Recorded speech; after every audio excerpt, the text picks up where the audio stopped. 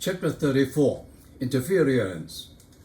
Interference covers light as a wave, Young interference experiment, interference from thin films, Michelson Interferometer.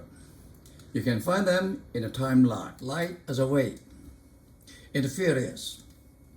Soap bubbles and oil slicks can show striking colors, produced not by refraction but by constructive and destructive interference of light. The interfering waves combine either to enhance or to suppress certain colors in the spectrum of the incident sunshine. Interference of light waves is thus a superposition phenomenon like those in mechanics. This selective enhancement or suppression of wavelengths has many applications. The interference can occur in any situation in which light from a single source is divided into two submeans that recombine after following paths of different lengths. Notice two things. It's one source divided into two and then recombine after following different paths. To understand the interference, we must go beyond the restriction of geometrical optics and employ the full power of wave optics.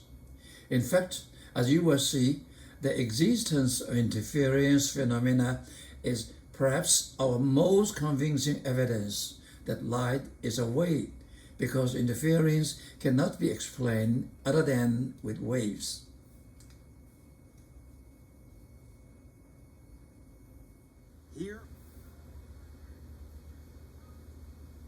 Here are a pair of slides with identical concentric circles printed on them. We'll use them to simulate the interference of waves from two coherent sources. If we place the slides one on top of the other, a regular pattern appears. Moving the centers closer together widens the pattern of light in dark areas. Light as a wave. Wiggins Principle. This is a wave, again on the right. All points on the wave front.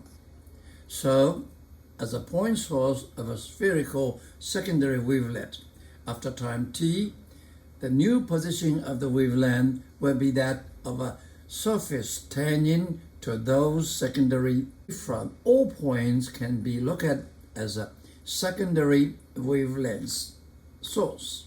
Okay, this one, we have this one after delta t come here. This point after delta t, you get this way, and so on. And after delta t, the new front wave is the tangent that's to these secondary wavelets. Wiggins principles allowed us to tell where a given wavefront will be at any time in the future if we know its present position. He's from Netherlands. Law of refraction. Frequency is always constant, 1 over t, when light shining from one medium to another medium. And we know the velocity equal to lambda frequency. Frequency is constant, okay, in both medium. So wavelength and the velocity will change. We look at it, a line shining, incident wave, from one medium to another medium. Here is from air to glass. This is wavelength, okay, wavelength. This angle, theta 1, is incident angle. Look at this one. This line is normal, so this is theta 1, the angle of incident. Okay, and this angle equal to this angle. Why? This perpendicular this perpendicular this. So this theta 1 actually is the angle of incident. Okay, and then we go ahead. Finally, we see this is become lambda 2 and lambda 2, and we see that this angle theta 2 equal to the angle of refraction.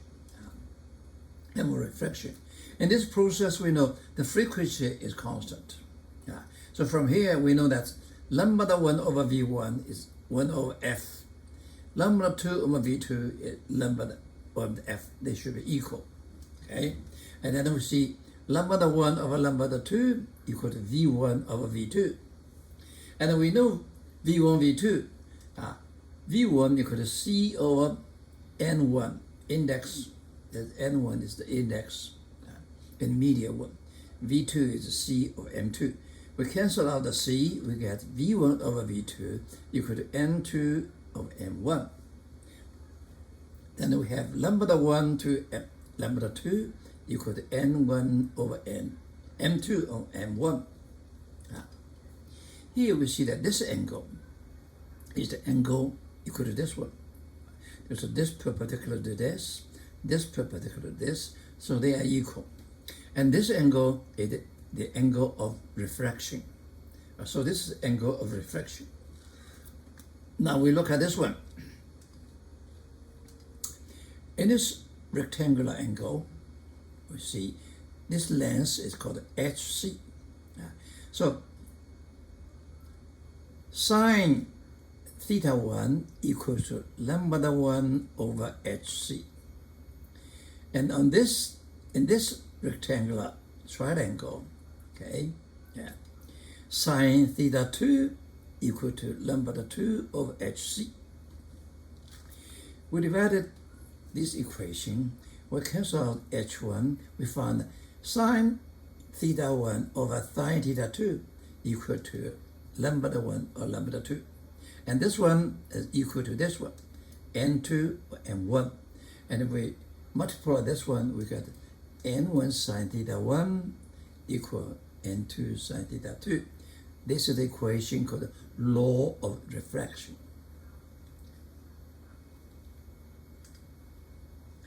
Wavelength an index of refraction. It is the difference in number of waves between the two paths that determines the phase difference between the waves and thus the intensity of the light. If one or both paths are through medium with different index of refraction, we must take into account the fact that the wavelength of the light depends on the index of refraction. The speeds of light are different in mediums of different index of refraction. V equal to C over N, and this is the index of refraction.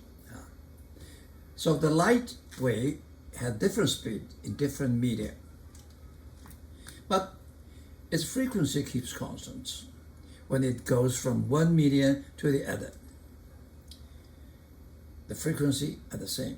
So V is different, F is constant, so we see N is different, right? N is different. We must take into account the fact that the wavelength of light depends on the index of refraction. This is the V, C over lambda in vacuum. This is the V in the medium with index of refraction M. So the wavelengths are different. The wavelengths in the medium with index of refraction M equal to V over C over T. And V over C, we return it. You can write it. C over V is M, lambda M. So now we find out the wavelengths of the same frequency of wave in different N, they will have different lambda. It's short. This is the wavelength in a vacuum. This is the wavelength in the mediums with index of refraction N. Counting wavelengths. We have two lines passing through two different medium with different index of refraction. One is N1, one is N2, and the length is L. When we get in, they are the same phase. Then they get out, they are out of a phase in general. Okay. You see, the wavelength in medium of refraction is lambda n equal to lambda over n. These two have different lambda, different n's, so have different lambda. Okay, let's see after they get out of this, what the number different. Number 2, how many waves? This is R over lambda n 2. This is R over lambda n 1. Okay, and we see n2 equal to lambda over n2. n1 equal to lambda over n1. So this will be their number difference with wavelength. Okay, and we can rewrite this one. We can write it this way. This way we look at the difference. We will see that length in a medium with index of refraction is n. Then we can see it equivalent to a length in the vacuum is L and 2. And this one, the equivalent length in the vacuum is N1L. Okay? So when we calculate the wavelength, we have 2 options. One, we take very simple, the lambda n equal to lambda over n. Second, we take the equivalent, the length in the medium with index of refraction n equal to the length in the vacuum nl.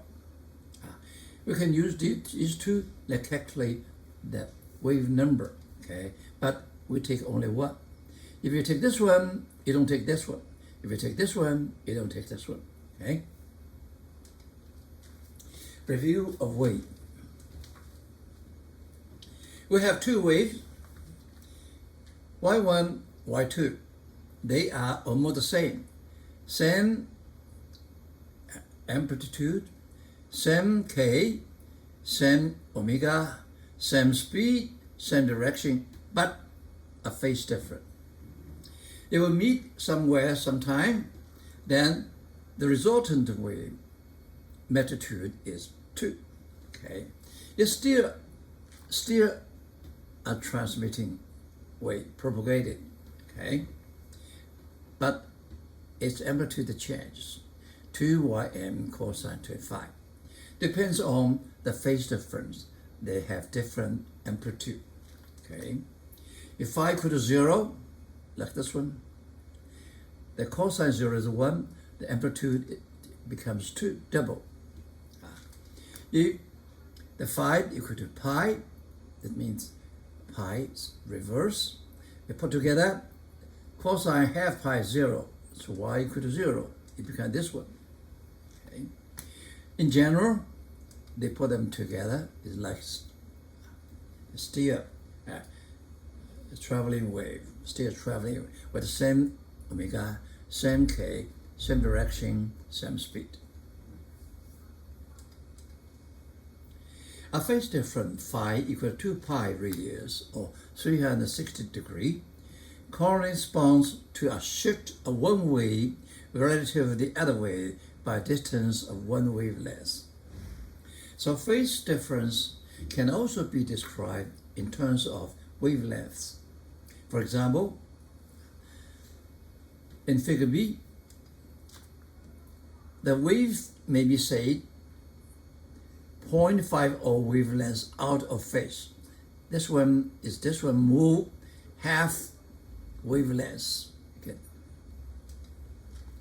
Since 2 pi phase difference equals 1 wavelength lambda shift, so we can convert them with each other because 2 pi phase difference equivalent to lambda displacement.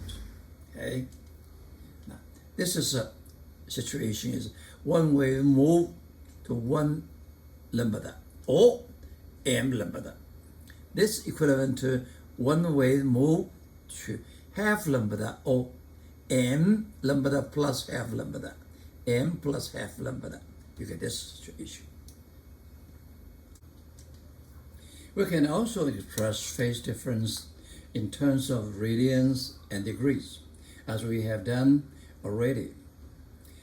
A phase difference in one wavelength, this one move to this one. This is move one wavelength, equivalent to phase difference 2 pi and 360. Now, when we counted the wave number, suppose the equation tells us that the wave now have a phase difference of 45.6 wavelengths. That is equivalent to taking an initial in-phase wavelength and shift one of them by 45.6 wavelengths. However, a shift of integral number of wavelengths, such as 45, would put the waves back in phase.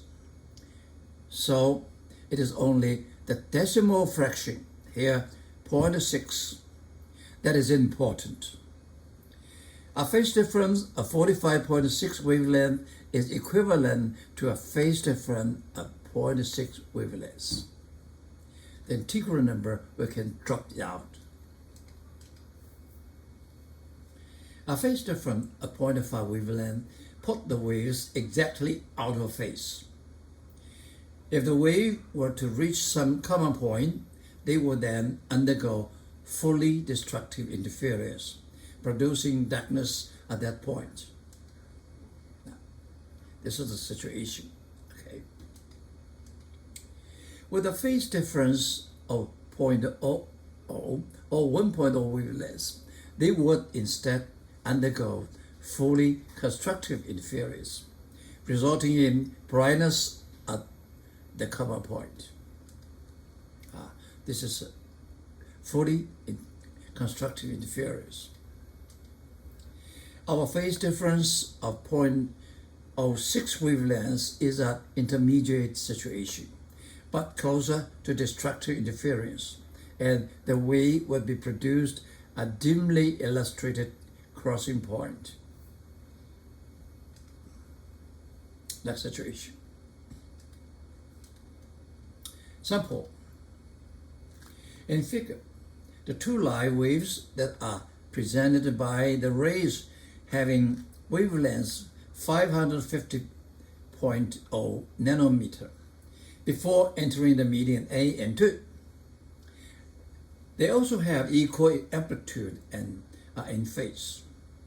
Medium 1 is now air, and medium 2 is a transparent plastic layer of index of refraction 1.600 and a thickness 2.600 micrometer. Question A. What is the phase difference of the emerging wave in wavelengths, radians, and degrees? What is their effective phase difference in wavelengths? We calculate the wavelengths difference. Okay, N2 minus N1. N2 equal to L over lambda 2. N1 equal to L over lambda 1. And the lambda 2 equal to lambda over N2. Lambda 1 is lambda over N1. So we do the calculation in this way. Okay, and see lambda over L over lambda, L over lambda, they're the same. There's N1, N2 minus N1. So we write this L is 2.600 times 10 to the minus 6. We read in meter as a unit, okay? And this one is lambda. We write in meter as a unit, 10 to the minus c, okay? And we get a number at 2.84. Now, this is the wavelength difference, okay? So what is the radius? Okay, so the phase difference is 2 pi times 2 pi y. This is 17.8 radius, about 1020 degrees. Now, what is the effective phase difference? We know this one. All these integral number doesn't make sense. So at 0.84, wave 4. So what is effective phase difference? Is you put 0.84 times transfer the radius, okay, times 2 pi, straight to c. It's not this one. It's not this, drop this as a, from here, and from here. And then you can get the degree, okay. Question B. If the rays of the waves were angled slightly so that the waves reach the same point on the distant viewing screen, what type of interfering would the waves produce at that point? We know this is a wavelength, it's 0.84 wavelength. It's between 1 and 5. This is a completely constructive. This is completely destructive. So this is close to the 1. The wavelength will be produced intermediate interference, that is close to fully constructive interference, a rather bright spot. Diffraction. If a wave encounters a barrier that has an opening of dimensions similar to the wavelength, the opening is similar to the wavelength dimension, the part of a wave that passes through the opening will flare out, which is it will diffract into the region beyond the barrier. The flaring out is consistent with the spreading of the wavelet in the Huygens construction. Diffraction occurs for waves of all types, not just light waves. Figure shows the diffraction of water waves traveling across the surface of water in a shallow tank. This is the wavelength. This is the opening. They're almost at the same magnitude.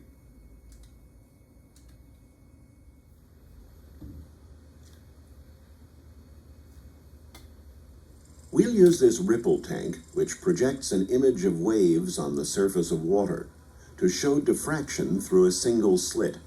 If we put a single slit in front of the waves emerging from the slit are no longer plane waves. The waves are now diffracted strongly to the sides. If we decrease the wavelength, the amount of refraction is reduced. This split-screen view shows the diffraction at two different wavelengths. Increasing the width of the slit also decreases the diffraction of the waves. This split-screen view shows the diffraction with two different slit widths.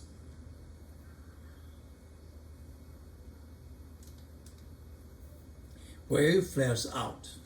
Now, this is a single slit. Okay, you have incident wave, lambda. This is about a 6.0 wave. You have a little bit flare out.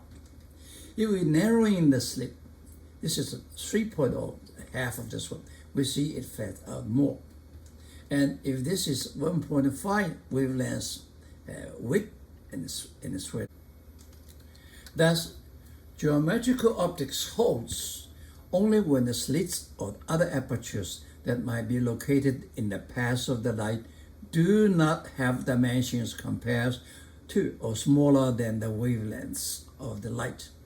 In this case, if the opening is compared to the wavelength of light or smaller than wavelength, then we have to use the wave theory, not geometrical optics. Young's interference experiment. In 1801, Thomas Young experimentally proved that light is a wave. Light from a distant monochromatic source illuminated slit S0 in screen A. The emerging light then spread via diffraction to illuminate two slits S1 and S2 in screen B. Okay. Diffraction of the light by the two slits sends overlapped circular waves into the region beyond the screen B, where the waves from one slit interfere with the waves from the other slit. We get this one. And finally, here we have maximum, minimum, maximum, minimum. It's from United Kingdom. Okay. Now, this is an incident wave from one diffraction reached to two. This is one source split into two. And then they recombine after traveling different paths. Here you get a maximum, minimum, maximum, minimum. Okay? They have different wavelengths, so they have different phase difference. They get maximum, minimum. Finally, we get this kind of stuff. It's uniform spread. Okay. On the screen, points of interference maxima form visible bright rods called bright bands, bright fringes, or loosely speaking maxima. Now, this is one. Dark region, we have a dark region called dark bands, dark fringes, or loosely speaking minima, resolved from fully destructive interference, and are visible between adjacent pairs of bright fringes. You see between two maximum you have a minimum. Between two minimum you have a maximum. Okay. Maxima and minima more properly refer to the center of the band. The pattern of bright and dark fringes on the screen is called an interference pattern. The phase difference between two waves can change if wavelengths travel paths of the different lengths. The change in the phase difference is due to the path length difference delta L in the path taken by the waves. Look at, we observe on the viewing green at P, which is at angle theta to the central axis. Okay? We look at this line, R1 and R2 from S1 and S2. They have phase difference because they pass through different lengths. We see the bottom line is longer than the first line. Now this is the bottom line, there's up line, okay? This theta equal to the angle we look at the theta. What appears at each point on the viewpoint in the Young's double-slit interference experiment is determined by the path length difference delta L here. Okay, reach that point. Of course, different theta, you have different theta, the path length is different. We look at this one. Okay, these two lines, we construct a dashed line perpendicular to both of them. After this point, they have the same path line. The path difference is green one. The green one, delta L, is d sine theta. D is the separation. Okay? Theta actually is the angle, observing angle with respect to the central axis. Okay? So when you mix maxima, that means this wavelength difference equal to m lambda is integral number of the wavelengths. Then when they combine with each other, they are constructive because the wavelength is different. Okay? Completely constructive. The m can be 0, 1, 2, 3, 4, integral number. Between two maxima, you have a minimum. So this means m is m plus half. Okay, n can be 1, 2, 3, 4. Okay, 0, 1, 2, 3, 4. M equal to 0. This is the central. It's called a central minimum. M equal to 1 is the first minimum. Okay. So m equal to 2. Suppose this is a bright future. This is a constructive. Okay. Then this angle is, you look this is n2. So this is 2 lambda over lambda. That's it, this angle. If n point 1 marked, m equal to 1 mark, this is n point 1, this is a half. Okay? So the 0.5 lambda. This angle, you see the dark fringe.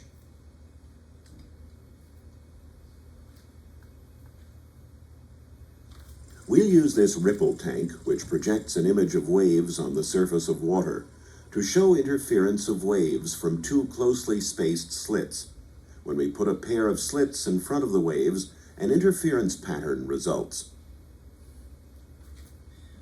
This is minimal. Decreasing the wavelength maximal. increases the number of nodal lines in the pattern. This is minimal. Central is This maximal. split-screen view shows the Central is patterns maximal. resulting from the two wavelengths.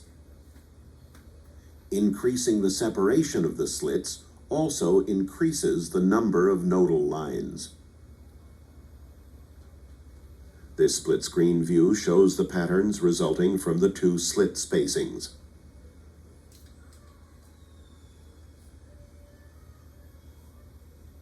This device consists of a microwave emitter, a microwave receiver, and a bar graph display whose length is proportional to the intensity of the microwaves picked up by the receiver. We'll use it to show how a microwave beam is affected as it passes through two closely spaced slits in a metal plate. When we attach this pair of slits to the center of the board and swing the receiver around, the pattern is more complicated than might be expected from a simple pair of slits.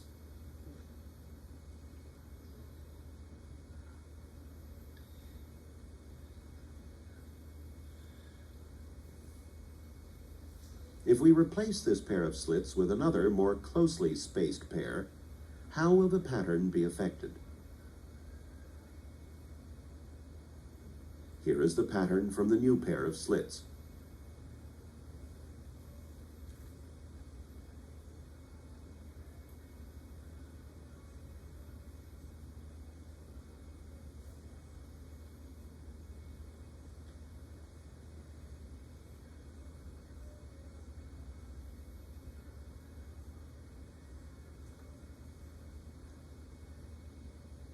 Here is the pattern from the original wider pair of slits.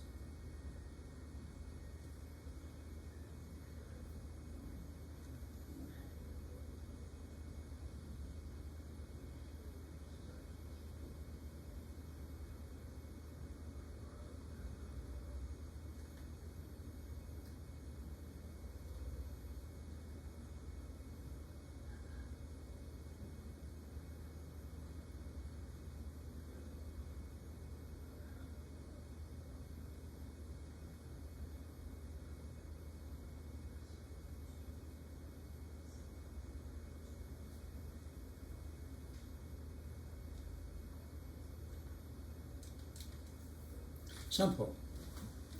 What is the distance on screen C? Screen C. In the figure, between the adjacent maxima near the center of the interference pattern. The wavelength lambda of light is 546 nanometer. The split separation D is 0.12 millimeter. And the slit screen separation D is 55 centimeter. Assuming that the angle in the figure is small enough to permit use of approximation sine theta approximation equal tan theta equal theta, in which theta is expressed in radian measure. Now, so we see the maximum. This maximum condition is d sine theta maximum equal to m lambda, okay? And we see the number m, the location is sine theta satisfy this one. Next one, this one we see where location is y over d is tan theta. And when theta is very small, sine theta approximately equal to tan theta. So they equal. And then we find ym equal to d, ym equal to d lambda m over d. How about the ym plus 1? And the ym plus 1 replace m with m plus 1. What the distance between them? This one minus this one cancel the m. We find out the delta y. The delta y for the maximum distance is lambda d over d. Nothing to do with m. What does mean? That means whatever m is, they are always separate uniformly. Okay? We put this number inside with a unit of meter. Okay? And we get the number delta y equal to 2.5 times 10 to the minus 3, about 225 millimeter. Okay, it's nothing to do with m. So it's uniformly spread out, like we saw before. Sample. A double-slit interference pattern is produced on the screen in the figure. This is the one. Okay. The light is monochromatic at a wavelength of 600 nanometer.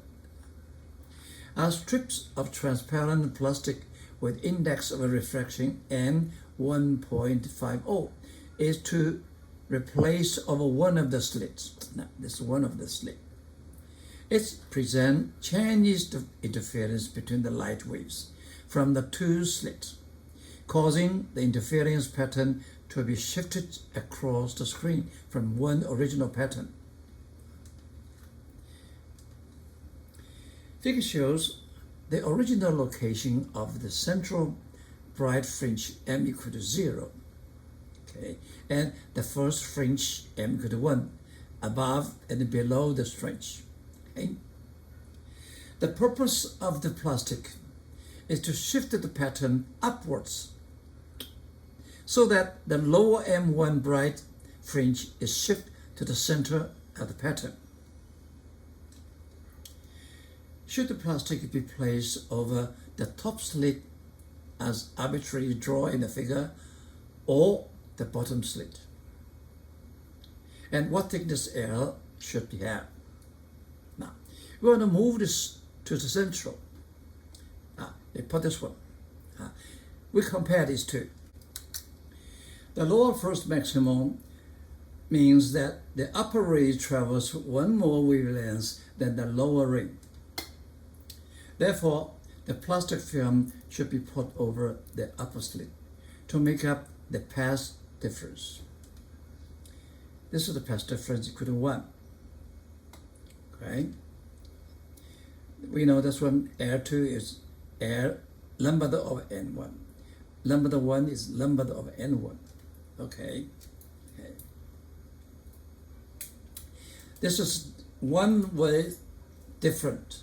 Okay? We know that's one wave different. Okay? One wave different. We remove one. Okay? So, the L equal to 1 over lambda over n magnitude 2. We put this number aside. Okay, lambda is 600 nanometer. Okay, 1.6, 1.0. Okay, then we get the lambda. Okay, should put the up slit. Coherence. For the interference pattern to appear on view screen, C. The light waves reached any point of P on the screen must have a phase difference that does not vary in time. Does not vary in time. Because the phase difference remains constant, the light from the slits S1 and S2 is said to be completely coherent. It's so important. Okay. If they are not coherent, that means their phase difference at the beginning changed with time, and then we cannot see the fringes. If we replace the double slit with two similar but independent monochromatic light sources, such as two fine incandescent wires, the phase difference between the waves emitted by the sources vary rapidly and randomly. This occurs because the light is emitted by vast numbers of atoms in the wires, acting randomly and independently for extremely short times of the order of nanoseconds, 10 to the minus 9 seconds. As a result, at any given point on the viewing screen, the interference between the waves from the two sources varies rapidly and randomly between 40 constructive and 40 destructive. The eye and most common optical detector cannot follow such changes, and what we saw is the average, and no interference pattern can be seen. the fringes disappear and the screen is seen as being uniformly illuminated. Such light is said to be completely incoherent.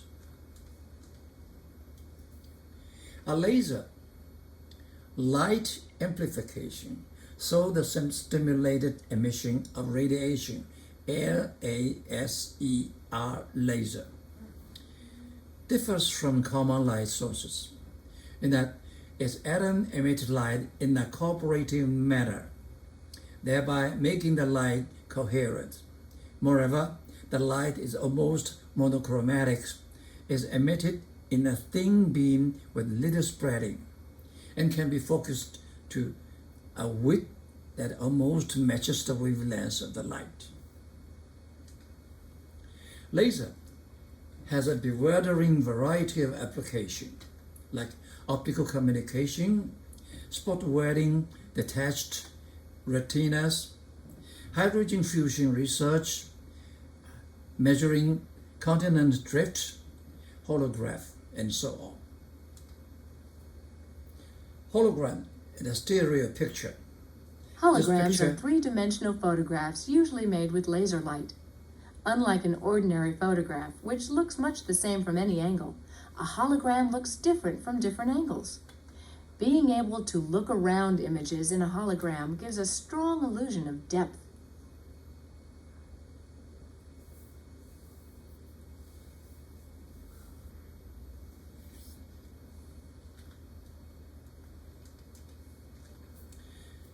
For completely coherent light beams, how do we combine the result?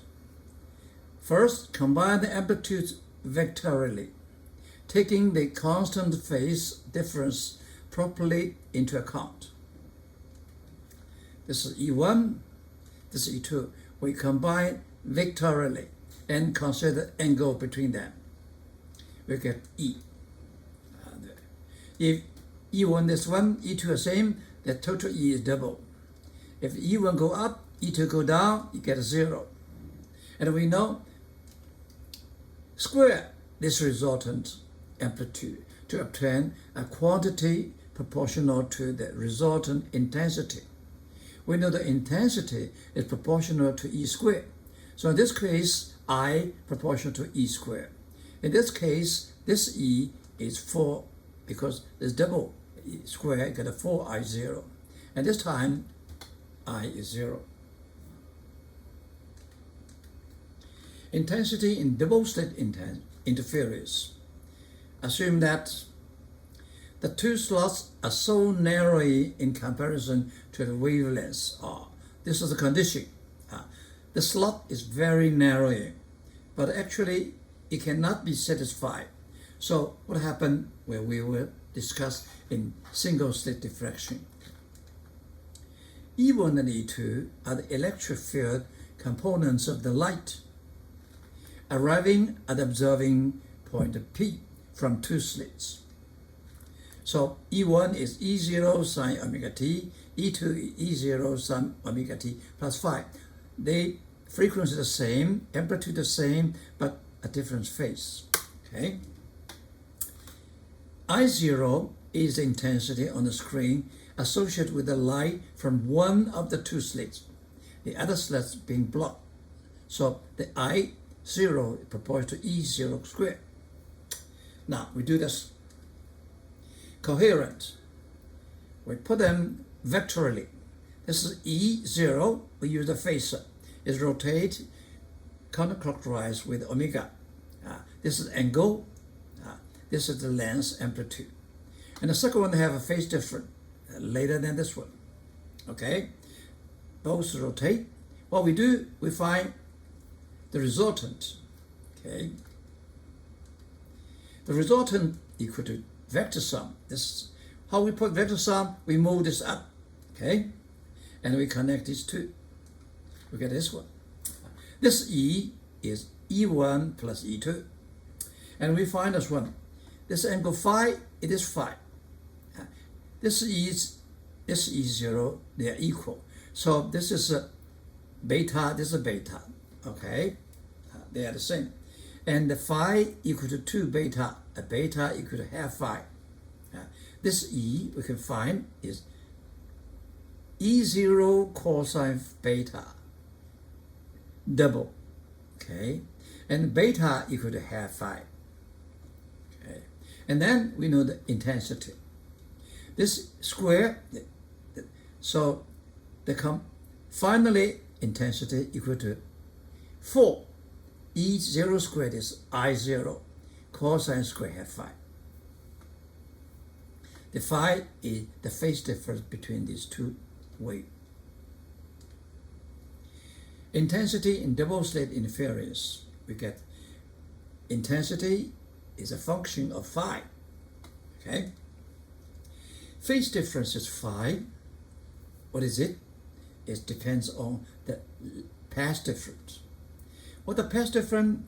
The path difference is delta L equal to d sine theta, right? We discussed before for the double slit, okay? So the phase difference. And then we see that when you have the maximum, this equal to 1.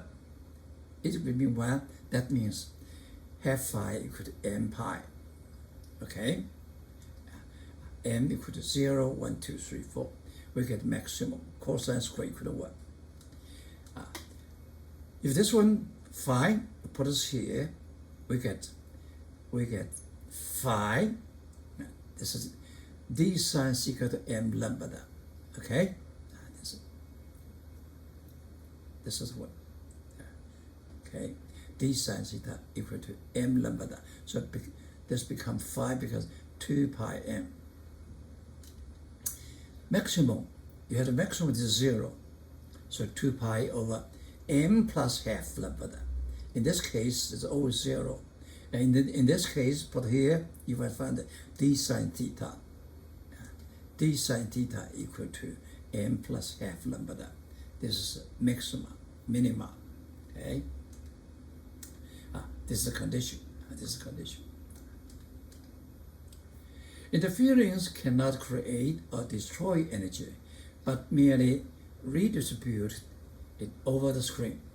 Thus, the average intensity of the screen must be the same to I/O, regardless of whether the sources are coherent. Now, we look at these two slit diffraction, interference. Now, this is the central maximum, okay? And on both sides, you have first maximum, this first maximum, they are symmetry. This is the second maximum, there's a second maximum. Here is a minimum. This is what we call the central minimum, 0.5, central minimum. This is the first minimum. This is the second minimum. This is the central minimum. First minimum, second minimum, okay? Then we look at the intensity. At this maximum is 4I0, okay? And this is 0. So you look at this picture, there's a drawing, the average is 2I0, the average.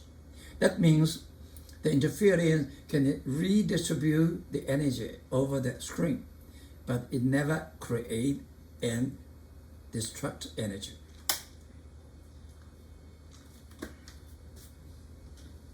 When light passes through two thin slits that are closely spaced and onto a screen, it produces an interference pattern of bright and dark spots.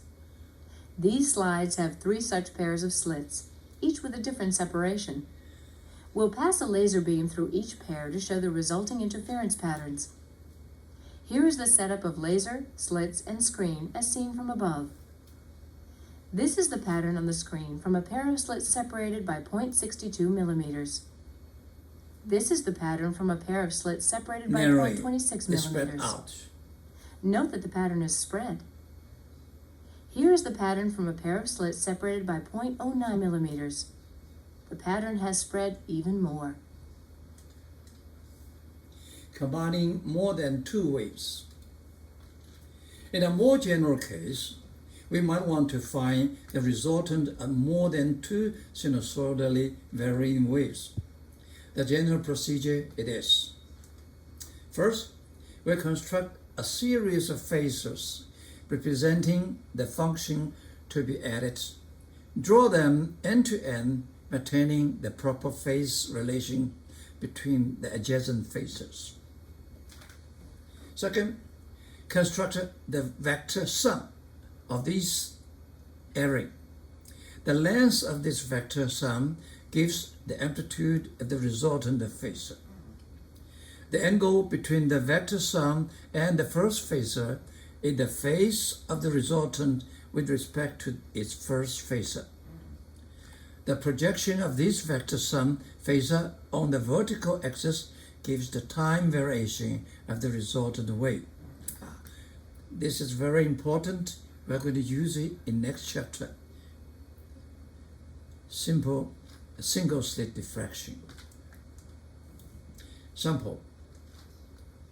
3 light waves combine at a certain point where the electric field components are E1, E0 sine omega t, E2, E0 sine omega t plus 60 degrees, E3, E0 sine omega t minus 30 degrees.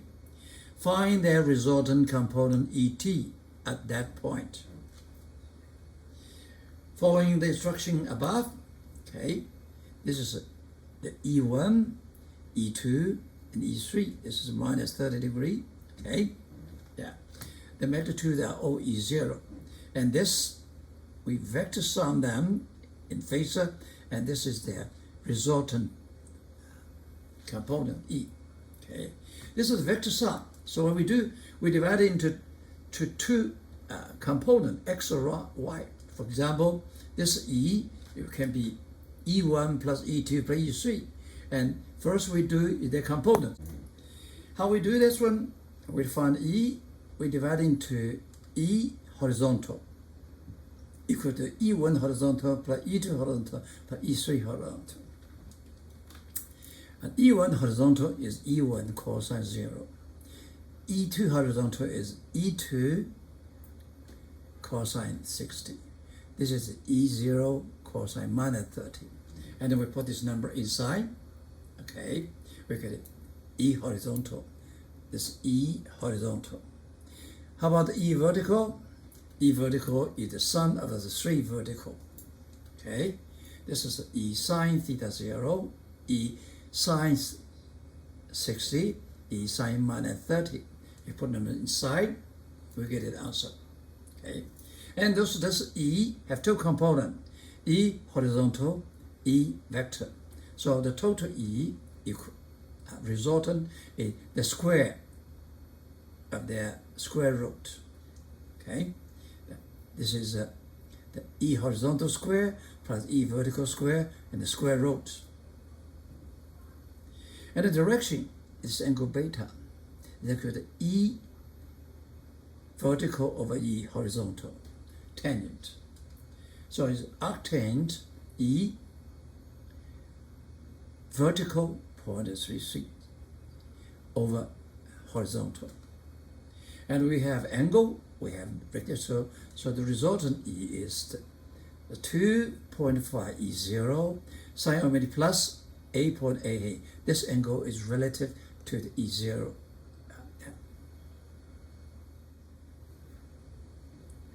Now, for completely incoherent light bases, how we combine them? Very simple, we reverse.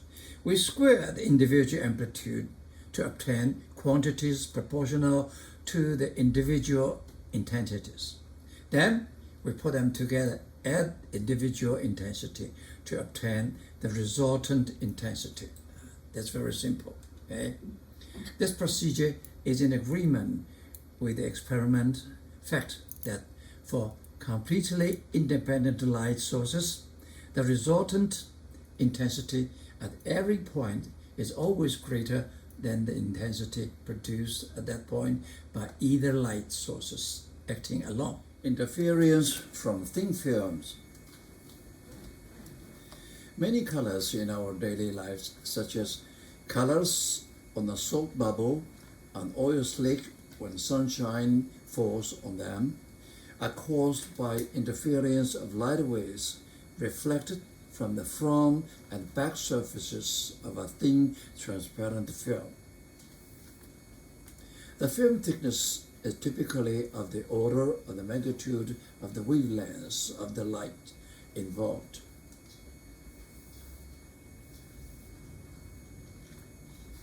Soap bubbles display dazzling colors when seen under bright light. If we dip this cylinder into a soap solution, a thin flat film is placed on the mouth of the cylinder. We'll shine the light off the soap film and onto the screen to show how the colors we see depend on the thickness of the film. Immediately after the film is produced, the colors are pale and difficult to see. As the fluid drains to the bottom, the film thins at the top and the colors become more distinct.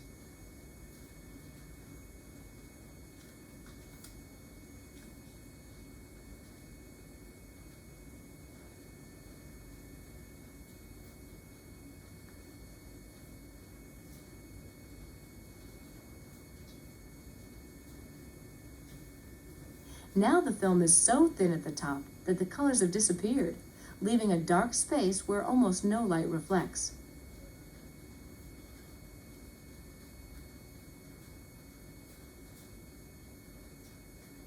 Finally, the film breaks. Now, we look at, this is the light shining almost perpendicular to the film. This is the film. So, perpendicular means theta is approximate to 0. And second, the wavelength of the light is at the same magnitude of the thickness of the film. The air is approximately in the magnitude of the wavelength. Now, we are looking at this film in front of this film here. Two lines get into our eyes. One is reflect direct from this one, the black one. The other one is at this border, it refracted and hit this point B. At this B, it has two branches. One is refract to in3, one is reflect back in this medium. And the point C, we have two branch. One is reflected and one is refracted R2. And what we see is R1 and R2 in our eye. They would interfere with each other. Region AC is AC. On the film of the observer will be maximum is bright if the ray 1 and ray 2 are fully in phase. Or it can be minimal, as dark if ray 1 and ray 2 are fully out of a phase. Or there is intermediate interference in the brightness between them. Compared to Young's experiment, these two lines get into eye.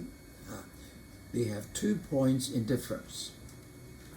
One is before recombine, two rings both undergo reflections on surface. This one reflects on the front surface, and this one reflects on the back surface. One of the rays, ray 2, travel in another medium with different index of refraction. This index M2, this index N1 are different. Will these facts affect the calculation of the phases different between them? The answer is yes. Now let's see how. 3 ways in which the phase difference between two waves can change. In the same medium, by the waves traveling along paths of different lengths, their phase change. Second, by reflection. We will talk later. 3, by the wavelengths traveling through mediums of different indexes of the reflection. Even they have the same length, but they're different media with different index of refraction, so they have different effect. Let's first study reflection phase shift. The phase difference between two waves can change if one or both are reflected. We have learned in mechanics way, we know that's one. If the two lobe, this is an interface. If the waves from hard rope to the soft rope, it comes back with the same phase. If the wave from the soft rope to the hard rope, and they come back with a change of phase, 1 pi, phase pi or half length. Okay? The same thing happened in the light wave. If the light incident at the interface between medium with different indexes of refraction is in the medium with a smaller index of the refraction, the reflection causes a phase change of pi radius or half a wavelength in the reflected wave. Otherwise, there's no phase change due to the reflection. So that means when you're reflection, you can have a phase change or not have a phase change. That depends. We say higher means half. I mean high means if you go to the higher index of refraction and reflect it, and you have half wavelength phase change. We can summarize these results from light in terms of the index of refraction of the medium of which or from which the light reflects. From above we know N2 is larger than N1 and N1. We look at this line. This line is a high index of refraction to the lower index of refraction. So it is of lower index of reflection. So this reflection does not have phase change. Look at this line. This line is from medium low index of refraction to higher index of refraction. So it is of higher reflection, then you have 0.5 half wavelength phase shift. This might be remembered as higher means half. You go to higher, you had a half wavelength change. You get to lower, fine, no phase change at all. Okay? No reflection ray under phase shift. All these reflect now from here to here, from here to here, from here to here. Okay, reflect. No phase change at all. Only reflected phase. In accounting of phase difference in terms of length difference, we notice that one of the rays in the interference from thin film is traveling in a different medium from the others. Because the path length difference to air is measured within the film. It's a number of wavelengths travel in this medium that is important in finding the phase difference of the wavelengths at I. We know that the wavelengths change in different medium with different index of diffraction, n. It will shorten. This is the wavelength in the vacuum. This is the index of refraction in this medium. Okay, so the same length, the number of wavelengths is counting different. You divide by the lambda n, and the lambda n, we know that this lambda, you put this one inside. Look at this, 2n. Okay, we can look at this in another way.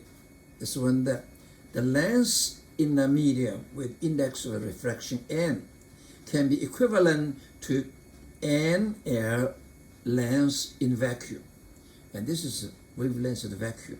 Okay, it's vacuum. You can treat the film with thickness of n air in vacuum. So you divide by the wavelength of the vacuum. Either way, you can do it. Now we go back to our topics. film interference. This is the film with index of refraction N2. This is N1, this is N3. Suppose this is the glasses or the water, and this is air. Now, what the situation here is, N2 is either larger than N1 and N3, or N2 is smaller than N1 or N3. In this case, then we will see that two lines, one of them has reflection phase change, half lambda. Okay? So the maximum is this 2. That's equivalent to N to L in vacuum. Okay? And one of them, you have phase change, half lambda, either here or here. Okay? Depends the situation. Okay? If this is larger than the one, then we see this one you have higher means half. If this is smaller than these two, and here you have higher and half. So anyway, you have beside the distance 2 and L, you have half lambda phase change. If totally the difference is the magnitude, the integral number of wavelength, this is maximum. Okay? You get it? The maximum is 2 and L, plus one of them half lambda. The situation is N2 either larger than N1 and 3 or smaller than N1 and 3. In this case, one of them has phase change. We rewrite this form, move this here, so we get this M can be 0, 1, T. Rewrite this one, we get 2 and L equal to M minus F lambda. This is the condition, okay? The minimum, we see 2 and 2 plus N equal to M lambda plus half lambda or minus half lambda, okay? This is the minimum condition. And we rewrite this one, we cancel the M, we find 2 ms equal to M lambda is the condition for minimum. Okay. This equation holds when the index of refraction of the film is either greater or less than the indexes of the medium on each side of the film, on each side. If not the situation, then this formula is not true. Okay? So this formula is deduced under the condition N2 either larger than N1, N3 or smaller than N1, N2. If the film thickness is not uniform, lines of a maximum and the minimum intensity will appear fringes of the constant thickness. If the thickness is the same, you have the same fringes.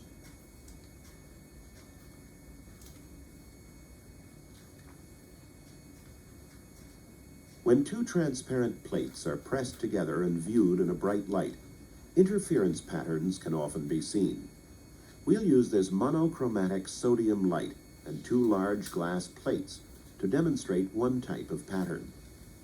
With just one glass plate in place, the reflection of the sodium light is uniform. When we add the second plate, an interference pattern appears. The pattern shifts as the flexible pieces of glass relax into position.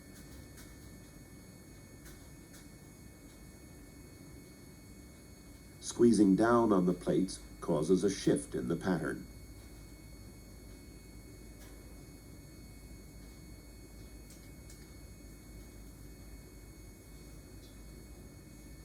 We'll use these glass plates with a thin coating of transparent magnesium fluoride to demonstrate interference of light reflecting from very thin films. The thickness of the coating determines which colors are reflected and which are transmitted. This first plate has a relatively thin coating of magnesium fluoride. It reflects yellow light and transmits blue light. This plate has a slightly thicker coating. It reflects violet light and transmits green light. This plate has a still thicker coating. It reflects green light and transmits red light.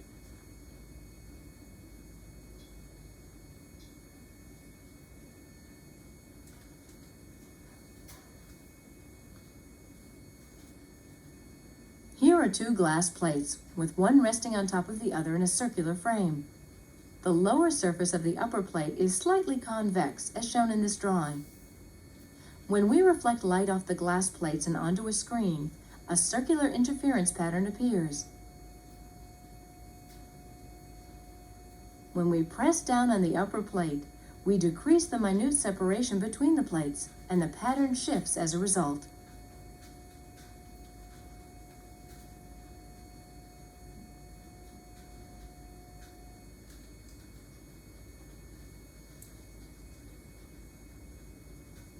Here is the light from a mercury lamp shining straight onto a screen. If we reflect the light off a sheet of mica and onto the screen, an interference pattern appears. The light is reflected from many thin layers in the mica, creating a circular interference pattern of violet and green rings. Sample. White light with a uniform intensity across the visible wavelength range, 400 to 690 nanometer, is perpendicularly incident on a water film. This film is water, of index of refraction n2 1.33 and a thickness L 320 nanometer. That is suspended in air. At what wavelength lambda is the light reflected by the film brightest to an observer? We know that's when the index of refraction of the film is larger than both sides, so we can use the formula we deduced above. So the maximum is 2 half over n plus half lambda. In other words, 2nl is equal to m plus half lambda. That's the maximum. Okay, and then we see n is 1.33, L is 302. With this is nanometer as a unit. Okay, so let's put the number inside, and we put the m. We look at m can be 0, and we put the lambda is 173. N equal to 1 maximum, and we get lambda 6 with a. M equal to 2, we get lambda maximum 4. And from this range, only this is qualified. So lambda equal to 567 nanometer light is qualified. Sample. In figure, a glass lens is coated one side with thin film and magnesium fluoride to reduce reflection from the lens surface. That means this reduced reflection. This is 0, maximum. This condition is maximum. Minimum, sorry, this minimum. You cannot see that. This is reduced. The index of refraction of magnesium fluoride is 1.38. This is the one. The glass index of refraction 1.50. The air index of refraction is 1.0. Okay. Now, this situation is not satisfied the one we deduced above. Okay, because this is smaller than this one, larger than this one. We have to analyze it in detail by ourselves. What is the least coating thickness that eliminating via interference the reflection at the middle of the visible spectrum? For this one, this is the minimum. Okay, so you go inside. Assume the light is approximately perpendicular to the lens surface. Okay. Now let's analyze in detail. What is the phase difference? Okay, or both reflection causes the same phase shift. Now, this light reflects from low to high. High means half, And this light reflect at this border is higher than in half. Okay, so both line undergoes phase change. That's equivalent to nothing happened. No phase change at all. Okay, so the minimum is this length. This length is 2 N2L. This is equivalent to the vacuum length. Okay, the minimum is m plus half lambda. Okay, this is in vacuum. Okay, so we get this one. If m equal to 0, m is 0, you get a minimum. This is 0, you get L equal to lambda over 4 nt. Okay, put a number aside. We get a nanometer. Okay. Sample. Figure shows a transparent plastic block with a thin wedge of air at the right. This is air. The wedge thickness is exaggerated in the figure. This is exaggerated, very thin.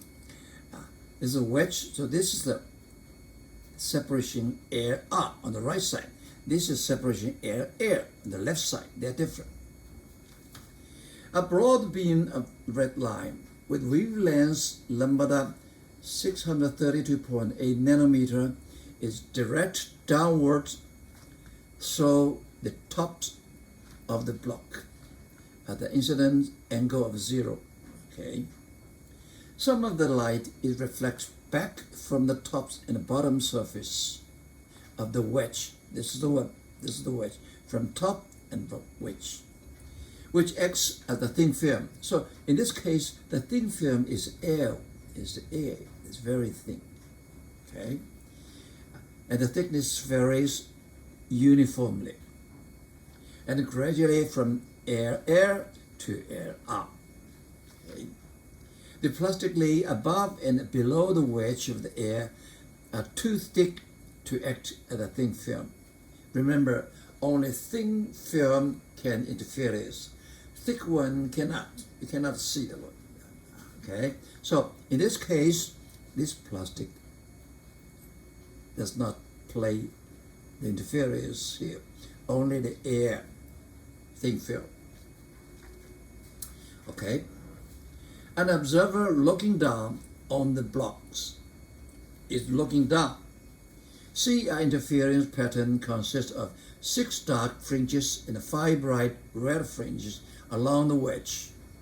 What is the change of thickness delta L along the wedge? Now we see 1, 2, 3, 4, 5, 6 dark. 1, 2, 3, 4, 5, 5 red fringe maximum. Okay? Now, if you look at this one, our eyes are on top, look down, we see this one. And we look at the reflection. What we see is 2 lines. One line reflects from the top fringe, one line reflects from the bottom fringe. And we see that one, okay? This one, N1 equal to N3, okay, both sides, N1, N3, this is N2, okay? N2 is smaller than both sides. So we satisfy that only one have phase change. Okay. If you look at this R2, low to high, high means half. And this one is not high, so we don't have a phase change. So we have only one have phase change. And what we see, the dark is fully destructive. Okay. That means the total length 2N2L equal to maximum. This is the minimum condition. Okay, the formula we deduce above. Okay, now at the left, on the left, we have the right. We have minimum. What the difference? Now it's 1, 2, 3, 4, 5. So if this is the m, this must be m plus 5. Because it tell you the 6, okay?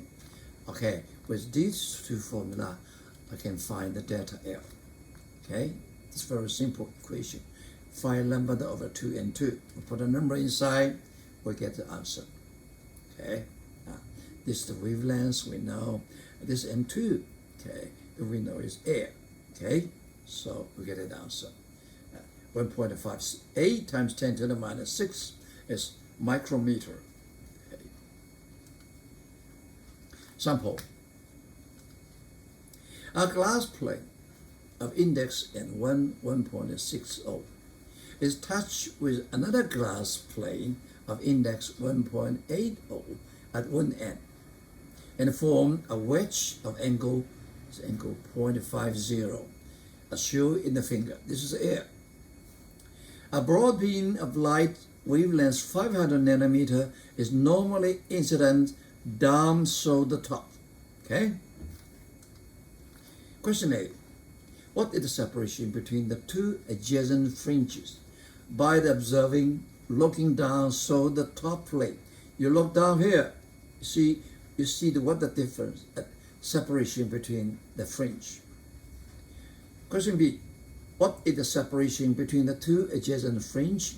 If the wedge is placed in an oil of index N0 1.70, instead of 1.00, we put the oil with index of refraction 1.70. So what is happening?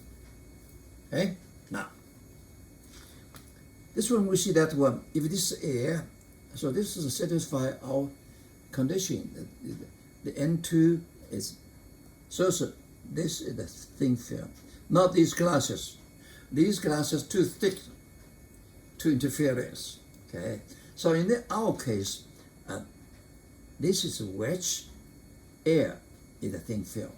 Okay, and this is the index of fraction to 1.00 for air.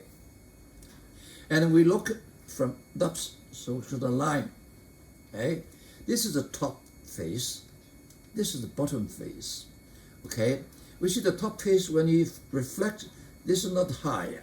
So, and then to the second one you reflect is higher. Higher means half. So when you look up from bottom, from upside, two line, one of them has phase change. So the delta L equal to two different 2 NOZ D. This is D is the thickness. You have one of them have a phase change. This condition satisfied. Now so look at this one. At contact points, D equal to 0. D equal to 0, delta L equal to half lambda. That means this is minimal. What we see in this case is dark. Is dark. Okay? Dark green. Then when the second dark, because what we wanted the separation between these two. The second dot means half lambda plus lambda is 3/2 lambda. And from here we get this one. There's 3 lambda over 2, we find the D. The D equal to lambda over 2 and 0. Okay, then we have this D. This is the D. So we know D. What we ask is this one. This one, okay? So we find out this is this one. Whether we find that D is this one. So we have to transfer this one. This one is very easy. This one equal to D divided by tangent 5/0 in this rectangular. Okay? So we put this number inside, we get the number. Okay? Delta L is the separation of two fringes. If you look from the up, okay, up down. Yeah. We have to separate this delta L, this one, and this delta small l, and this one. And we are asked to find the delta small l. Now, if we put this one in the oil with index refraction, diffraction 1.70, the situation will be different. You know what the difference? You reflect from this one is higher. 1.60 to 1.7 is higher means half. And then on the second, the back floor is 1.7 to 1, also high. So both reflect rays undergoes phase change. That equivalents nothing. Okay? And we look at this contact point, okay, point of d equal to 0. We put the delta L difference, delta L equal to 0. So this, in this case, if put oil, this H, we see the bright fringe, okay. And the second bright phase, this delta L equal to lambda. And delta to the lambda, I put this one, okay, we get the lambda, so the D equal to lambda over 2m0. All right? You get a D. And we want to find this one. So delta small l equal to D over tangent 0.5 degree. Okay? And we get a delta L. Put everything inside. It's different. Okay? Sample. Coating a transparent film of index N2 2.50 on the glass plane of index N1 1.50 can reinforce light reflection. The intensity of the transmitted light measured from the back of the glass plane will change along with the thickness of the film, while a monochromatic light of wavelength lambda 600 nanometer is normally incident from the top. What is the thickness of the film when the third minimum intensity of the transmitted light happens? This question means we look at this line, transmitted line, from here, okay, not from top, from bottom. We look at the line, this line transmit direct to this one. You know, transmitted line never has phase change. And the second one will be the black one. It reflects from this one, go back. And the transmitted, it also reflects from this source and goes so. So these two lines are the one that interferes with each other. And let's see what their phase different or length different. We know this line, no phase change by reflection at all. So the only difference is the 2D, okay, in this medium. So equivalent to delta L 2N to D in vacuum. Okay. The minimum condition is this equal to M plus half lambda. It's condition for minimum. Okay. And our condition is the third minimum. M can be 1, 2, 3. The third minimum, M equal to 2. We put it aside and we find D, thickness of D. It's very simple one, okay? And this is 5 lambda over 4, let's say. We put on the main side, we get a D. That's Michelson's interferometer. This is a Michelson interferometer. See, this light is shining on the mirror. This mirror is very weird. It half reflect and half transmit. So the one source split into two, okay? And these two go back and go back, recombine here. So they get inferiors, okay? And what you can see is from here, because this one and this one, they are the same, okay? So we can look at the interference.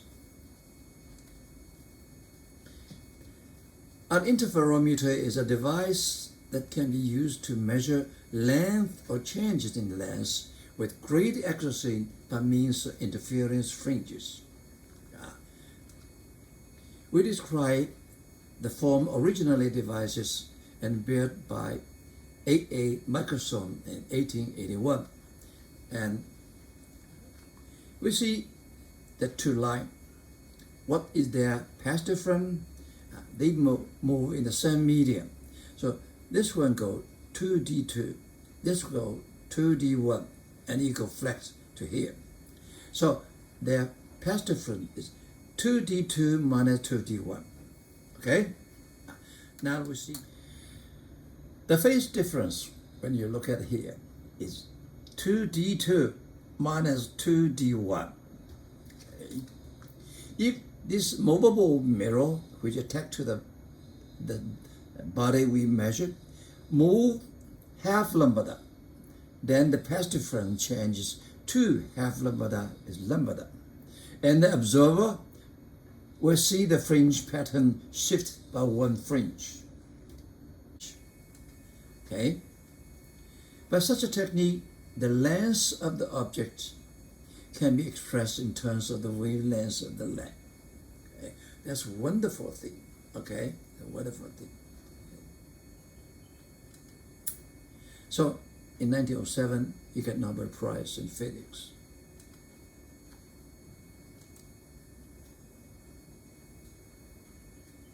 We will now use this setup to view white light interference from a Michelson interferometer.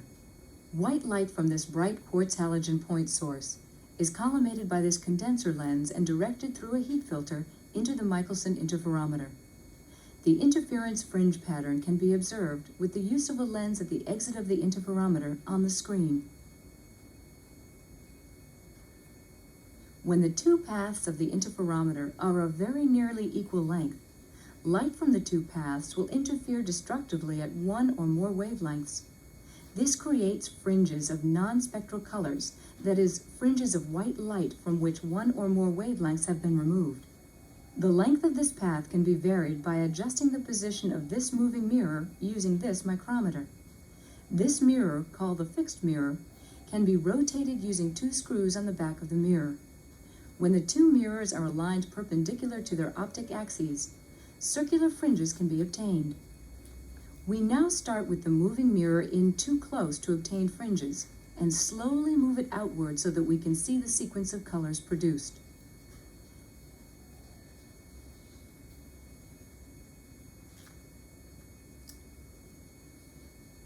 Now the mirror is out too far to obtain fringes. The moving mirror has now been returned to the equal path length position, and the fixed mirror has been tilted so that we can see line fringes.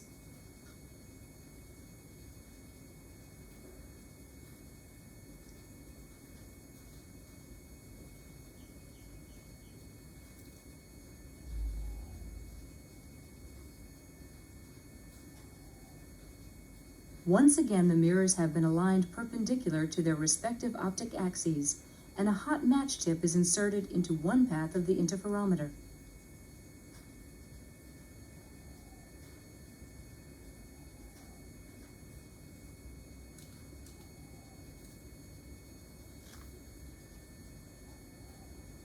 This device consists of a microwave emitter, a microwave receiver, and a bar graph display whose length is proportional to the intensity of the microwaves picked up by the receiver. The microwave beam first strikes a mesh screen, which reflects about half the beam and transmits the other half. Each of these beams strikes a metal sheet and reflects back. Part of each beam reaches the receiver, where they combine. The two beams interfere either constructively or destructively depending on the phase difference between them, which depends on the path lengths followed by each of the beams.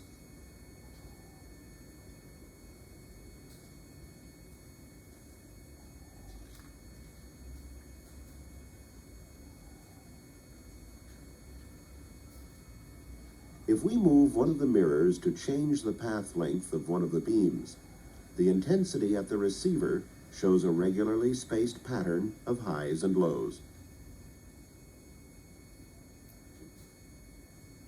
Next chapter, chapter 35, diffraction. Welcome you make a comment and give suggestions so that this program can be more helpful. Acknowledgement.